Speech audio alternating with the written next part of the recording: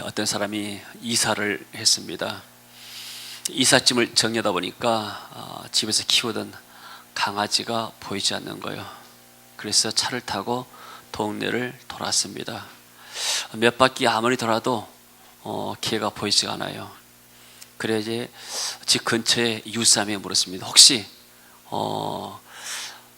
여기 낯선 강아지 하나 보지 못했습니까? 우리 강아지를 하자는데 강아지가 집을 나가버렸습니다. 아마 새로 이사 와서 길이 설어서 그런 것 같네요. 그 아저씨가 말합니다. 내가 봤는데요, 아까부터 되게 차 뒤를 쫄쫄 따라다니고 있었어요.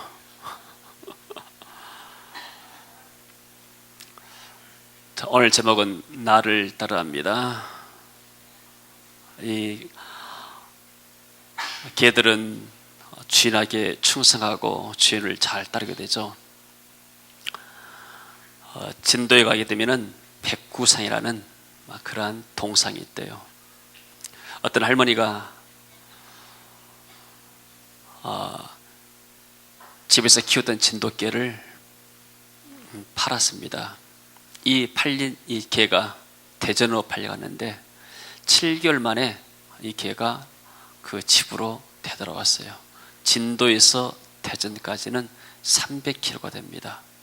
근데 이 개가 어떻게 7개월 만에 자기의 집을 찾고 주인을 찾아가지고, 그래서 나중에 그 개가 할머니와 같이 살게 되는데, 할머니가 이렇게 그 개가 죽었을 때 그것을 기려가지고 동상을 만들었다고 합니다.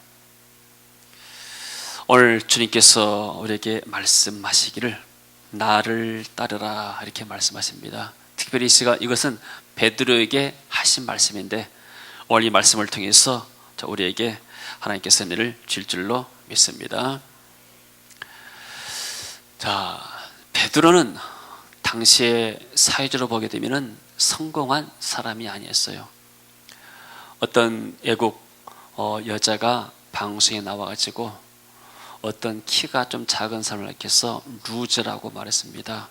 루저란 것은 영어로 실패한 사람 이렇게 말합니다. 키가 좀 작다고 실패자다 그러고, 어떤 사람은 얼굴이 좀 못생겼다고 실패자라고 규정합니다.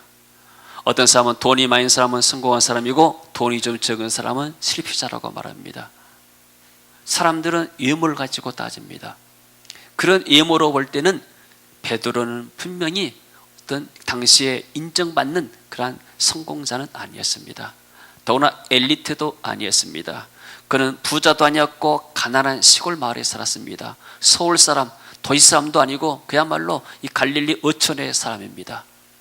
그리고 그의 말투도 세련되고 상냥하는 서울 말투가 아니고 투박한 갈릴리 말투였습니다. 누가 보더라도 성공의 요인이 없습니다.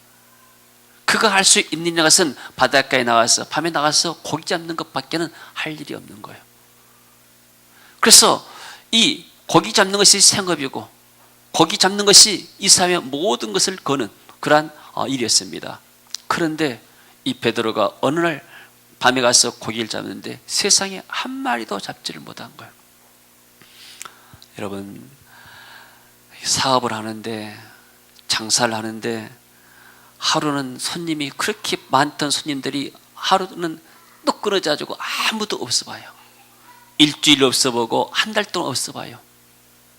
그러면 문을 닫을 거 아니에요. 지금 이렇게 경기가 좋지 않아서 많은 사람들이 사업을 새로 내지만은 문을 닫은 사람들은 더 많습니다. 지금 이 베드로라는 사람이 고기를 잡아서 생계를 유지해 가는데 오늘 밤에 어젯밤에 고기 안 잡혀서 지금 어떻게 해야 되느냐, 어떤 인생의 위기가 왔습니다. 사업에 실패가 왔습니다. 당장 먹고 살 것을 염려할 때입니다. 그런 허탈한 마음속에서 주님이 찾아오신 거예요. 그래서 깊은 데로 가서 그물을 내려라 이렇게 말씀하시잖아요. 여러분, 보통 사람들이 성공할 때 주님을 찾는 것보다도 어려울 때 하나님을 찾는 거예요. 인생의 위기 가운데서 어떤 사람들은 하나님을 만나서 그 위기를 극복하고 더 나은 단계로 나아간 사람이 있습니다. 그러나 어떤 사람들은 하나님 만나지 못해서 그 위기 속에서 나중에는 그 위기가 계기가 돼가지고 더 침몰하는 경우도 있습니다. 삭개로한 사람은 인생의 어떤 갈등을 느끼고 위기를 느꼈습니다. 도대체 내가 사는 것이 무엇이냐? 삶이 의미가 없다. 이 돈이 무슨 의미가 있고 이 세무시장의 자리가 무슨 의미가 있느냐? 내 안에 행복이 없고 기쁨이 없구나. 그러던 차에 위기를 만났을 때 예수님이 오신다는 소식을 듣고 뽕나무 위로 올라간 거예요. 어떤 사람들은 위기를 만날 때 높은 데로 올라갑니다. 높은 데 올라가지고 땅 아래만 바라봅니다. 성령의 음성 듣는 사람들은 거기서 주님을 만날 것이지만은 사단의 음성 듣는 사람들은 거기서 뛰어내려서 인생을 마지막하는 사람이 많아요. 이 실패한 현장에 예수님께서 찾아오셨습니다. 베드로는 이 사업에 실패해서 예수를 만났지만은 그러나 예수 만나고 나서 또 사명받았습니다. 그런데 나중에 예수님께서 십자에 못 박히기 전에 예수님을 3번씩이나 부인하는 신앙의 실패자가 됐습니다. 여러분은 지금까지 살아오면서 계속 성공만 하고 살아왔습니까? 우리는 실패를 아주 좋지 않게 생각하지만 그러나 실패가 꼭 나쁜 것만 아닙니다. 지난 금요일 밤에 우리 한 집사님이 간증을 했습니다.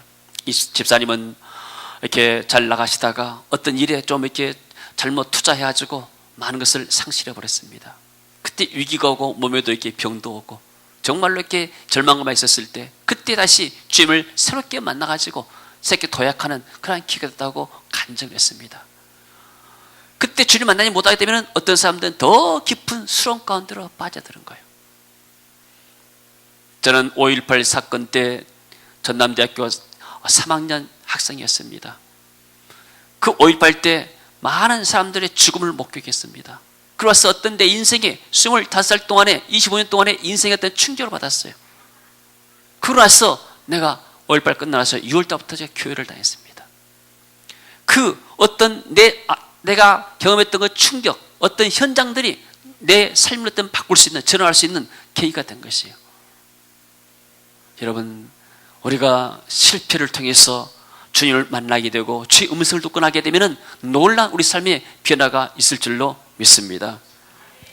하나님 말씀은 살았고 운동력이 있다고 그랬습니다. 말씀이 능력이 있습니다. 하나님이 말씀하시니까 세상이 그대로 창조됐습니다. 하나님이 가라사대 빛이 있으라니까 빛이 있었습니다. 이처럼 하나님의 말씀은 지금도 힘 있고 능력 있는 줄로 믿습니다. 이 하나님의 말씀을 믿는 자고 이 말씀을 받는 아멘으로 받는 자에게 하나님의 은혜가 임할 줄로 믿습니다.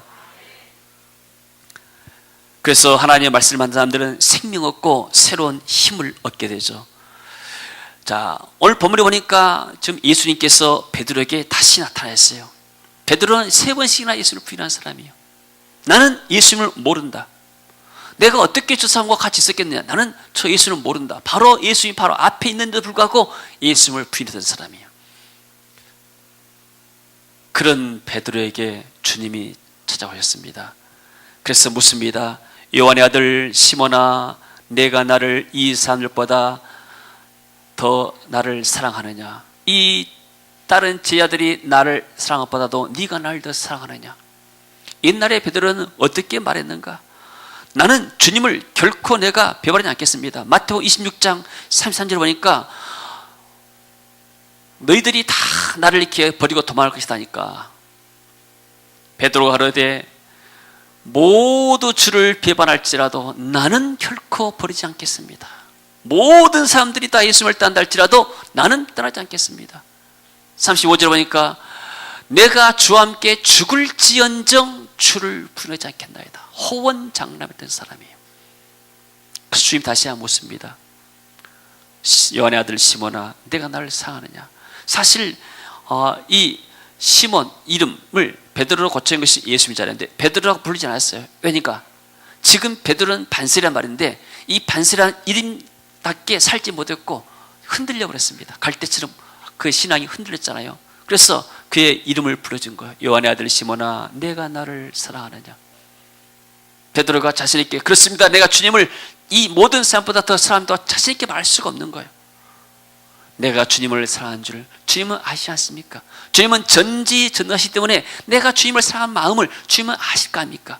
이렇게 지금 답변하고 있죠. 세 번째 묻습니다. 17절에 보니까 요한의 아들 시몬아, 내가 나를 사랑하느냐 하시니 주께서 세 번째 내가 나를 사랑하니 하심으로 베드로가 근심하여 이르되 주님 모든 것을 아시오매 내가 주님을 사랑하는 줄을 주님께서 아시나이다. 그때 주님이 내 양을 먹이라. 세 번 부인했던 베드로에게 예수님은 세 번이나 베드로에게 사랑을 확인했습니다.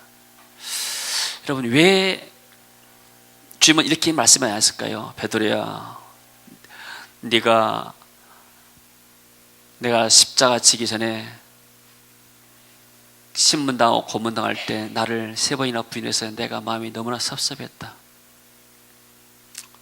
어떻게 내가 3년 동안 널 어떻게 키우고 같이 먹이고 입히고 했는데 그 은혜를 잊어버리고 그 날 배반할 수 있느냐? 그렇게 말하지 않았어요. 왜요? 예수님은 베드로를 너무나 잘 아셨기 때문에 베드로가 배반할 것을 다 미리 아셨어요. 네가 닭이 울기 전에 세 번 나를 부인할 것이다. 여러분, 우리 인간의 힘으로 내가 이것한다 저것 하지만은 하나님이 허락하지 않으면 우리가 아무것도 할 수가 없는 거예요. 하나님이 능력 주시고 힘을 주시고 문을 여셔야 우리가 이것도 하고 저것도 할 줄로 믿습니다. 아멘.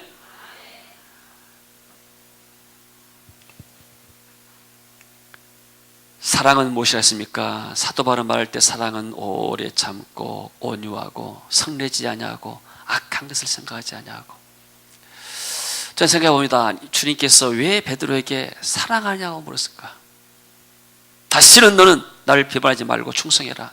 이렇게 따끔하게 말할 수 있을 거 아니에요. 그럼 베드로가 정신 차리고 주님, 다시는 제가 주님 배반하지 않고 주님을 따르겠습니다. 이렇게 말할 수 있을 거예요. 근데 주님은 뭐예요? 관계예요. 네가 나를 사랑하느냐? 여러분, 주님의 사랑은 무엇일까요? 하나님은 어떤 분일까? 하나님의 속성이 사랑에 나와 있습니다. 하나님이 우리를 얼마나 사랑했는가? 독생자 아들을 우리를 위해서 내어주었단 말이에요. 여러분, 아들이나 딸이나 자녀가 있으면 귀하잖아요.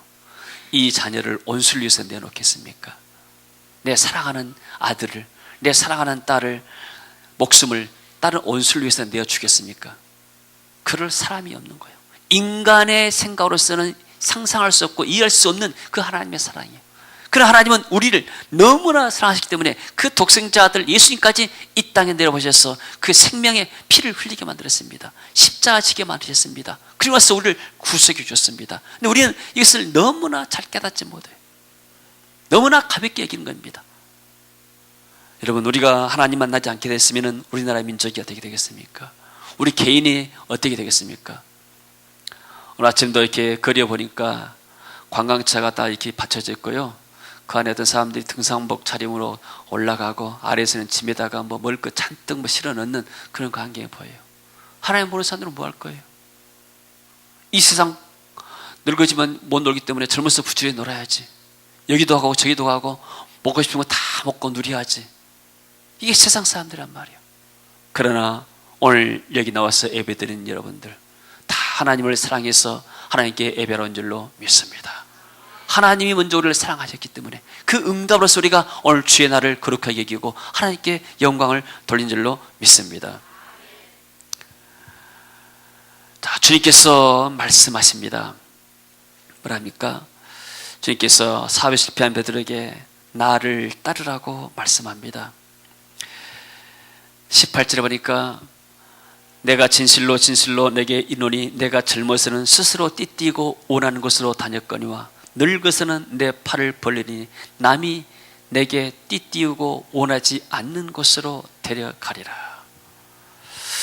네가 이제는 이 나를 따르고 그리고 네가 목양하고 양을 치기 위해서는 목자가 되기 위해서는 많은 고통이 있을 것이다. 네가 과거에는 네 온대로 네 원하는 곳을 다 했지만 그러나 성령이 네 가운데 임하게 되면 성령께서 너를 이끌어가게 되면 네 앞길에 많은 고난이 있을 것이다. 네 앞길에 십자가의 길이 있을 것이다. 이렇게 예언을 놨습니다. 그러니까 베드로가 그것을 이해하죠. 왜 그것을 이해하지 못하겠어요? 그 19절에 이 말씀을 하시면 베드로가 어떠한 죽음으로 하나님께 영광을 돌릴 것을 가리킵니다. 이 말씀을 하시고 베드로 이르시되 나를 따르라. 그래서 베드로가 실제로 성경에 나와 있지 않지만 많은 역사학자들이 베드로가 십자가에서 처형돼서 순교당했다고 말합니다. 또 그런 유명한 일화도 있잖아요. 베드로가 이제 로마에서 막 핍박이 있으니까 로마를 벗어나서 도망쳐 나왔어요. 근데 나오는데 주님이 나타나신 거예요. 그래서 아니 주님 어디 가십니까? 자기는 로마를 밖으로 나가고 주님은 로마로 들어오고 계신 거예요. 쿠오바디스, 주님 어디 가십니까? 나는 네가 핍박이 두려워서 떠난 이 로마를 향해서 내가 복음 전하러 간다. 그러니까 베드로가 여기서 깜짝 놀라가지고 다시 회개하고 로마로 가서 처형당했다 하잖아요. 그가 처형당할 때 나는 예수님처럼 반듯하게 이렇게 서서 처형당했습니까? 나는 거꾸로 매달려라. 나는 예수님처럼 같이 죽을 자격도 없는 사람이다. 나를 거꾸로 매달아서 머리가 땅에 닿게 하면서 처형당해서 죽었다고 그러한 전설이 내려옵니다. 베드로가 어떻게 죽을 것인가? 남이 팔을 벌려가지고 내게 띠를 띄우고 묶어서 너를 원하지 않는 것으로, 네 육신이 원하지 않는 것으로 데려가리라. 여러분, 주님을 따른다는 것은 십자가 길입니다. 주님을 따른다는 것은 네가 나를 따라오게 되면 부귀영화를 주겠다고 말씀하지 않았습니다. 이 땅에서는 십자가가 있고 고난이 있지만 그러나 이것이 하나님 나라에서는 영원한 영광이 있을 것이다. 할렐루야. No cross, no crown. 십자가가 없이는 영광이, 크라운, 영광이 없다고 말했습니다. 이 땅에서 내가 주님을 위한 고난이 얻게 되면 하나님 나라에서 영광이 얻게 된다. 그래서 이 제자들은 그 영광의 길, 세상의 넓은 길을 따르지 않고 그 십자가의 길, 좁은 길을 따랐던 거예요. 생명의 길을 따랐던 거예요. 그래서 이 12명을 통해서 초대교회가 기초가 잡히게 되고, 그리고 나서 그런 성도를 통해서 세계복음화가 이루어지게 된 줄로 믿습니다. 근데 베드로가 말하죠. 주님, 그런데요, 20절에 같이 읽어봅니다. 베드로가 돌이켜 예수께서 사랑하시는 그 제자가 따른 것을 보니 그는 만창석에서 예수의 품에 의지하여 주님, 주님을 파는 자가 누구니까 묻던 자라. 이건 요한입니다. 요한의 기록이기 때문에 자기 이름을 드리지 않냐고 겸손하게 그냥 예수의 품에 의지했던 사람. 그러니까 요한도 예수님을 굉장히 사랑했던 사람이고 예수님의 사랑을 굉장히 받았던 사람이에요.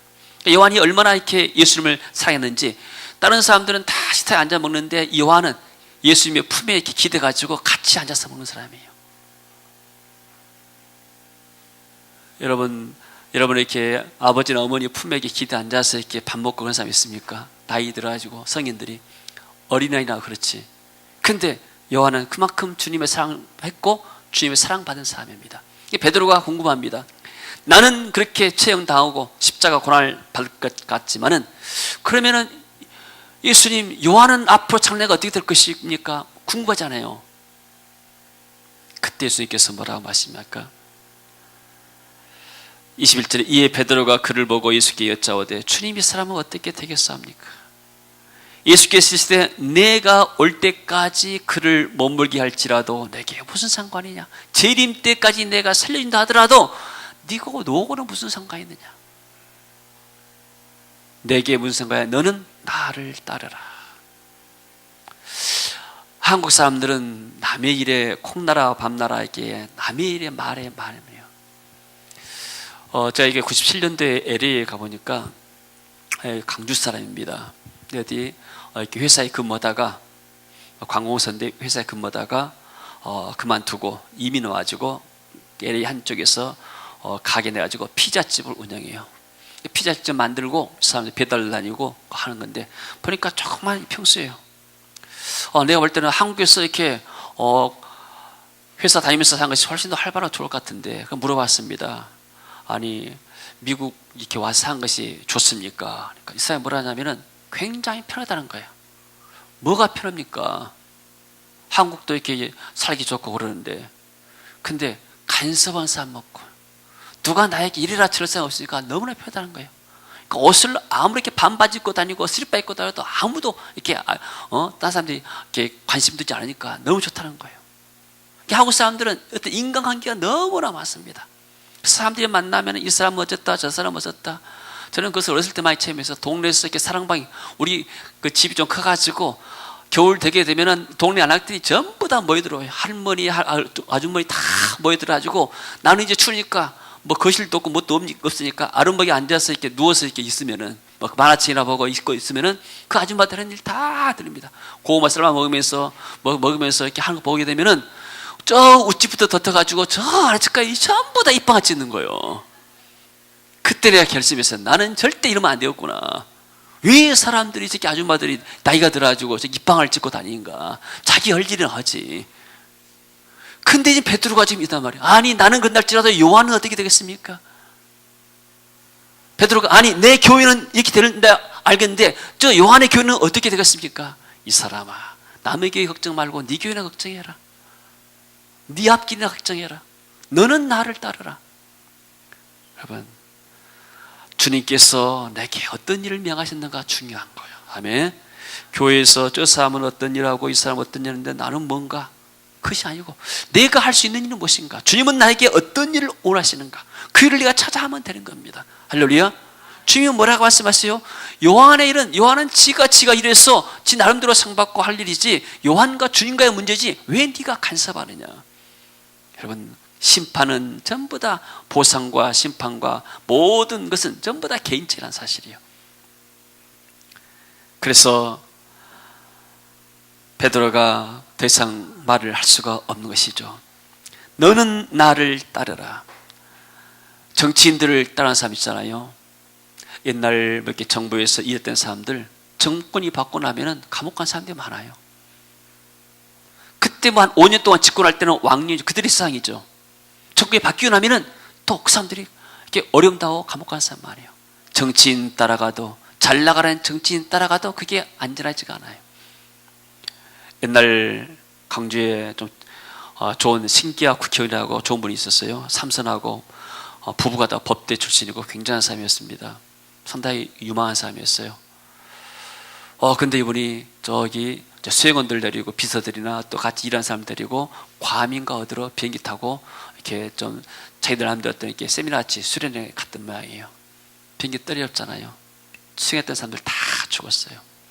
옛날 전두환 정권 시절 때 아웅산, 버마 아웅산 테러 사건 있잖아요. 장관들이 딱 가는데 주일날 아침에 거기서 북한에서 폭탄 테러하니까 좋은 장관들 다 죽었습니다. 대통령을 따라가도 국회의원을 따라가도 그 길이 평강의 길이 아닌 거예요. 주님이 뭐라고 그래요? 나를 따르라. 우리 주님만이 안전하고 우리 주님만이 생명의 길인 줄로 믿습니다. 사람 따를 것이 아니에요. 우리가 주님을 따라갈 줄 믿습니다. 어떤 사람은 이익을 따라가고 돈을 따라가는 사람이 있어요. 사람 따라가나 돈 따라가게 되면 반드시 거기는 실패가 따라옵니다. 우리는 주님을 따라가고 주의 말씀을 따라갈 줄로 믿습니다. 사기꾼 따라가게 되면 망하는 거예요. 어떤 장로님 딸이 어떤 이단 대책 세미나가 와서 간증했어요.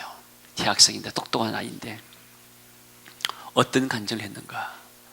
자기는 어렸을 때부터 교육교에 모로 살았대요. 대학교 가니까 선배들이 자기 뭐 사주고 자기가 좋아하는 거 다 해주고 그렇게 친절하더라는 거예요.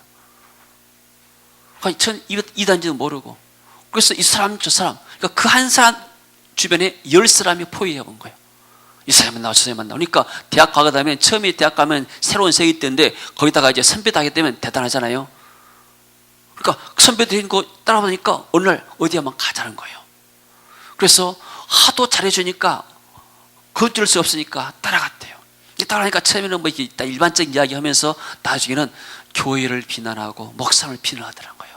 그래서 제 생각할 때는 뭐 그럴 리가 있겠느냐. 근데 이걸 자꾸 듣다 보니까 나중에 세뇌가 되고 나중에 깊은 데 들어가가지고 나중에 이제 자기 부모는 교회는 다닌대요. 교회 나서 예배 드리고 그러나 대학생들 모임이 5시, 6시 모임이니까 따로 모이고 또 다른 못 모인 사람들은 월요일 날 모였어. 그러니까 집회 가보니까 자기가 똑똑한 대학생들이 그렇게 많이 있더라는 거예요. 그러다가 어디서 들통이 났는가. 자기 어머니가 보니까 딸이 막 문자를 하는데 어디론지를 모르겠더라는 거예요. 근데 어떻게 해서 그 암호 푸는 것을 봐가지고 한번 열어보니까 기겁을 했어요. 이 어머니도 권사님인데. 그래서 아버지 알려가지고 어떻게 할 것인가. 그래서 이 딸을 한번 데리고 강원도로 한번 데리고 와서 이단 이렇게 대책에 전문 강사를 모시다가 공부를 시키라는데 어떻게 이렇게 알고. 그러니까 이 핸드폰에다가 위치 추적 장치를 한대요. 그럼 만약 부모가 감금하게 되면은 거기다 각서를 써가지고 내가 감금되게 되면은 반드시 이렇게 경찰이 와서 나를 보호되게끔 그 이단 단체에다가 뭐 신변 보호 각서를 써놓은대요. 이렇게 이단들이 이렇게 악랄하고 철저한 거예요. 그래서 어떻게 해서 핸드폰을 하고 실패를 해보는데 그 사람 때가 따라왔더라는 그 강원도까지. 그 다음에는 어떻게 해서 다시 또 어떻게 해서 핸드폰 다 깨뜨려버리고 그냥 가가지고 이단 전문가하고 호텔에서 이렇게 일주일 동안 공부를 했는데 처음에는 안 들려고 난리 피더란 거예요. 그러다가 어느 순간에 말씀이 들어가니까 내가 왜 그랬던가 모르겠다면서 그때서 빠져나왔다는 거예요. 들어와서 간증한 것을 강조해서 어디 교회에서 간증을 했습니다. 자, 우리가 생각할 때 사랑이 무엇이냐? 이 사기꾼들이, 이단들이 와서 막 친절히 해주고 밥 사주고 좋아하는 거 선물 사주고 뭐 해주고, 이게 사랑입니까? 이건 거짓 사랑이에요. 사기꾼들이 목적이 있으니까. 그러고 나서 한 번 붙잡고 나면 진돗개처럼 한 번 붙잡고 나면 이것을 못 빠져나가게끔 여러 가지 많은 협박을 하고 수단을 쓰고 막 그러잖아요. 그래서 이단이 한번 붙잡히게 되면 이 사람들은 지구 끝까지 쫓아간 사람들이에요. 예수님도 그랬잖아요. 바리새인들한테 너희들이 교인을 얻기 위해서 지구 끝까지 가서 데려와서 나중에 지옥 자식 만드는 것이구나. 이게 이단을 향해서 하는 말입니다. 그 사람들이 그렇게 열심히 하면서 끌어다가 뭐예요? 지옥의 자식을 만드는 거예요. 누가 교주고 누가 이제 예수, 재림의 예수다, 누가 보혜사 성령이다 이러면서 이단의 교주를 만드는 거예요.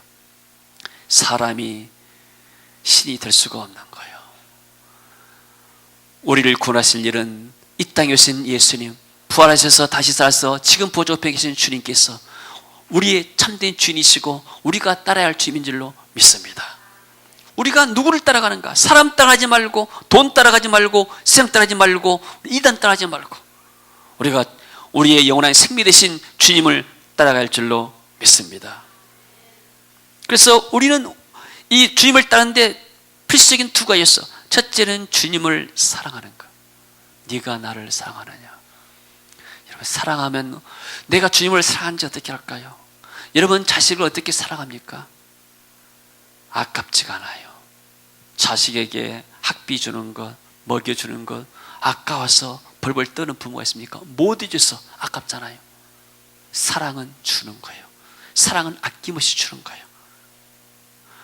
내가 돈을 어떻게 쓰고 있는가? 어디다 돈을 가장 많이 쓰는가? 그게 내 사랑하는 거예요. 내 물질이 있는 곳에 내 마음이 있다. 하나님께 내게 주신 이 은사와 달란트들, 하나님께 주시는 물질과 시간들 내가 어디다가 가장 많이 집중하는가? 그게 내 사랑하는 거예요. 하나님은 아브라함에게 말씀했습니다. 네 사랑하는 독자 이삭을 내게 바쳐라. 아브라함이 하나님의 사랑한 것보다도 자식 사랑에 몰두했습니다.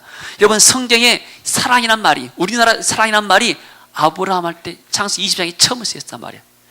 558번인가 나오는데 사랑이라는 단어가 첫 번째가 하나님이 아브라함에게 네가 네 사랑하는 독자 이삭을 내게 바치라. 주님은 우리가 세상의 아들보다도 어떤 것보다도 주님을 더 사랑하기를 원하십니다. 할렐루야. 그래서 주님은 우리가 실패했다 하더라도 그게 괜찮아요. 주님은 다시 우리에게 오십니다. 다시 기회를 주십니다. 내가 너를 사랑한다. 네가 나를 사랑하느냐? 여러분, 주님 사랑하십니까? 아멘. 주님 사랑하십니다. 주님이 우리를 사랑하기 때문에 다른 거 없습니다. 주님을 따르는 조건, 내가 주님을 사랑하기 때문에 오늘 주님, 내가 오늘 예배 왔지 않습니까? 내가 주님을 사랑하기 때문에 내가 기도하지 않습니까?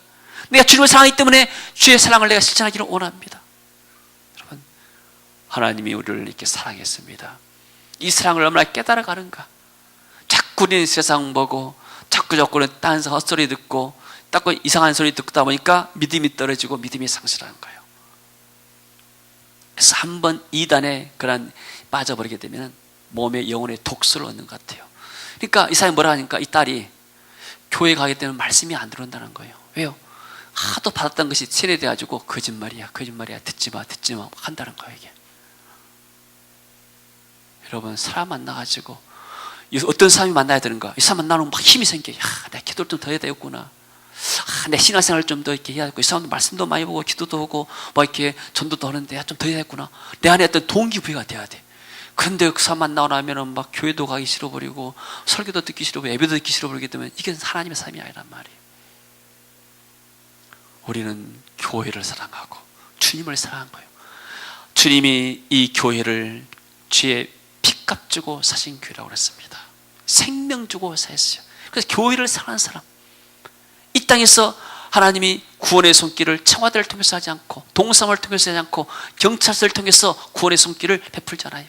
주의 몸된 교회를 통해서 교회를 세상을 구원합니다. 선교단체도 마찬가지로 교회가 없이 어떻게 선교단체가 있겠어요? 선교단체에서 교회를 비판하면 안 되는 거예요. 선교단체에 있는 애들이 전부 다 교회 아이들이란 말이에요. 그래서 교회가 없으시는 선교단체가 없는 거예요. 그래서 선교단체 아이들이 교회 생활을 잘 안 하는데 예배만 들어 말아버리는데 선교단체 아이들이 더 교회에 충성하고 남은 시간 선교로 모여가지고 선교활동하는 거예요. 조건은 뭡니까? 우리가 주님을 따르는데 주님을 사랑하는 마음. 그리고 또 하나는 쓸데없이 다른 일에 상관 말고 내게 맡긴 일에 내가 충성할 때 하나님이 우리에게 은혜를 줄 줄로 믿습니다. 세상에서도 정치한 사람이 있고 교계에서도 이렇게 정치한 사람이 있습니다. 정치한 사람 필요합니다. 그러나 정치한 사람들이 잘못하면 곤모 쓸 수가 많아요. 자기를 위해서 땀을 깎아내리고 비판하고 곤모 쓸 수가 많은 거예요. 그래서 정치인들의 말로는 좋지가 않아요. 정치는 사람을 살리기 위한 정치가 돼야 돼요.